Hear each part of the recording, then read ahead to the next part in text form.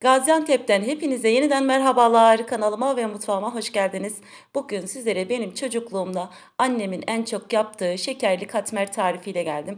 İster kahvaltı yapın, isterseniz de fazla fazla yapıp derin dondurucuya atabilirsiniz. Dilerseniz sizleri daha fazla bekletmeden bu güzel katmeri nasıl yapmışım? Hadi gelin buyurun beraber izleyelim.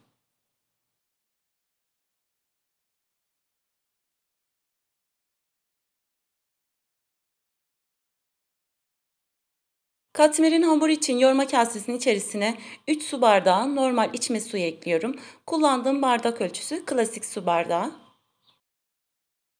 Bir tatlı kaşığı tuz da ekleyip şöyle tuzu eriyene kadar biraz karıştırıyorum ve daha sonra 6 su bardağı un ekliyorum.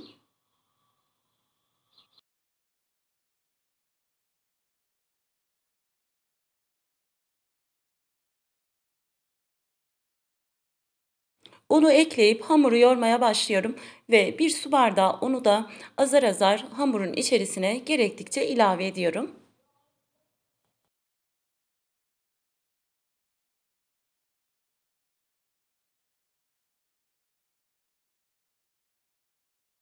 Hamur için toplamda klasik su bardağı ile 6,5 su bardağı un kullandım. Ama her zaman söylediğim gibi unun kalitesine göre, markasına göre değişiklik gösterebiliyor. Lütfen kontrollü ekleyelim.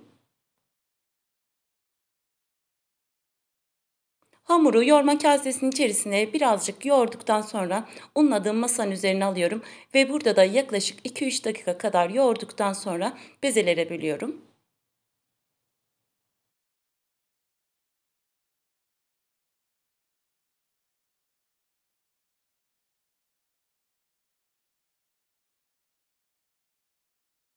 Hamurumuzun kıvamı ne çok sert ne de çok yumuşak bir hamur olması gerekiyor.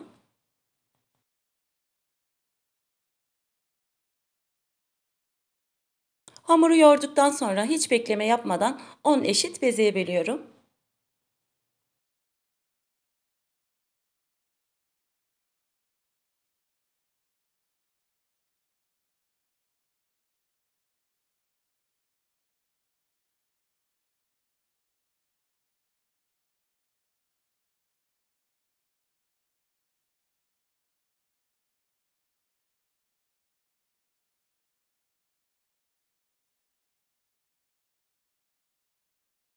Hazırladığım hamurdan 10 eşit beze yaptıktan sonra yaptığım bezeleri nişastaya bulayıp bir tahtanın üzerine alıyorum.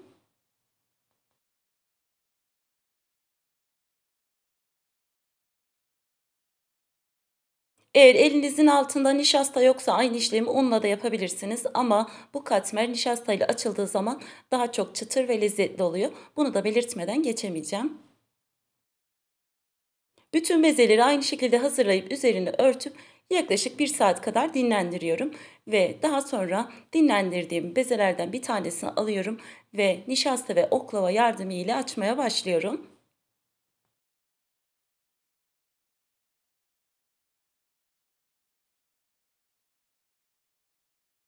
Bu katmerin bir özelliği de hamurunun incecik olması.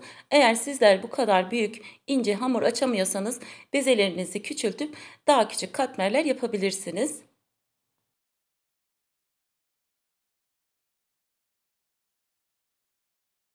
Hamur açarken şekline takılmadan elinizden geldiği kadar hızlı açmaya çalışın.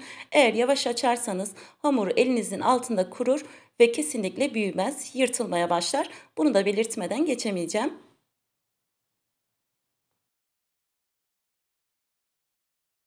Hamuru açarken orta kısmı değil de kenarlarına bastırarak çekerek açıp büyütelim.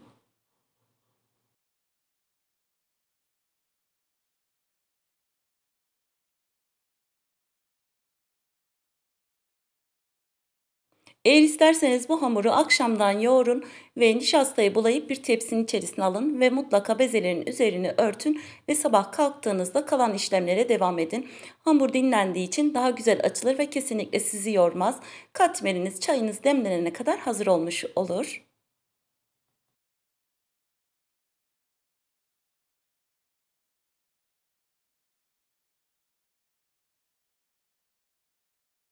Evet, tül gibi katmerimizin hamuru açıldı ve üzerine oda sıcaklığında beklettiğim tereyağından bir kaşık yardımıyla parçaları koparıyorum ve açtığım hamurun orta kısımlarına şöyle parça parça serpiştiriyorum.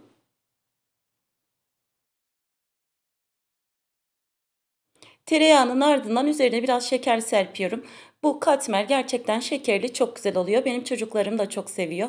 Eğer sizler isterseniz şekersiz de yapabilirsiniz. Aynı işlemi hamurun her katına yapıyorum. Katladıkça biraz tereyağı, biraz da şeker serpip hamuru zarf şeklinde katlıyorum.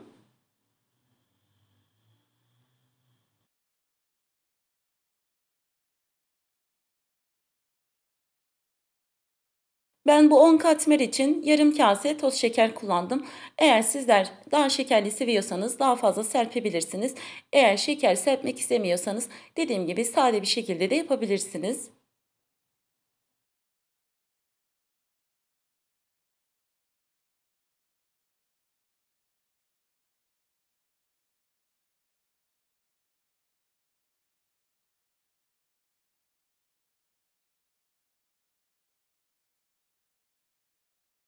Birinci katmeri yaptıktan sonra diğer katmerleri de aynı şekilde yapmaya devam ediyorum.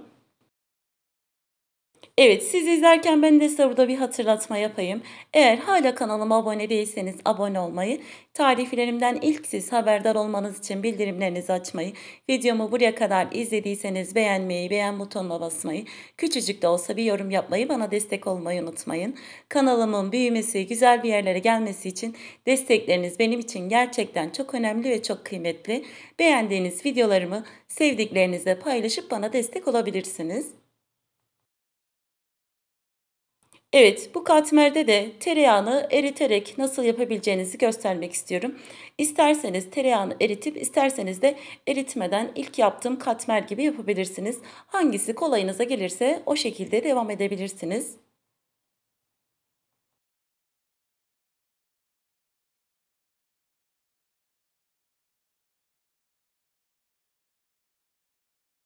Evet, bütün katmerleri aynı şekilde hazırladıktan sonra pişirme işlemine geçiyorum. Katmerleri pişireceğim tavayı ısındıktan sonra katmeri üzerine seriyorum ve bir tarafının tam pişmesini beklemeden ara ara çevirerek kızarana kadar pişiriyorum. Evet, bu tereyağını eritmeden yaptığım katmer. Tereyağını eritmeden yaptığımız katmerler daha çok güzel kızarıyor. Çünkü tereyağı azar azar eriyip katmerlerimizi kızartıyor.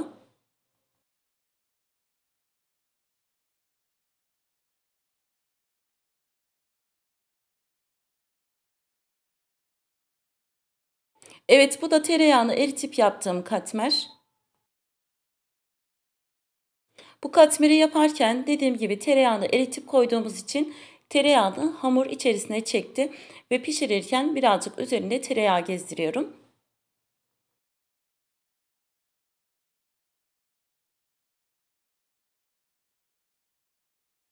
Evet, dediğim gibi ister tereyağını eritip yapın, isterseniz de eritmeden yapın. Hangisi kolayınıza, hoşunuza giderse öyle devam edebilirsiniz. Evet, bütün katmerleri aynı şekilde pişirdim. Sizin de gördüğünüz gibi katmerlerimiz nefis gözüküyor.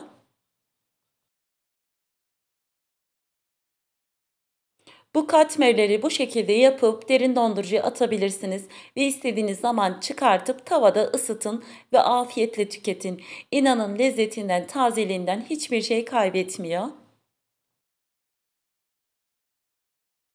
Katmerimizi nişastayla açtığımız için inanın çıtır çıtır nefis bir lezzeti var.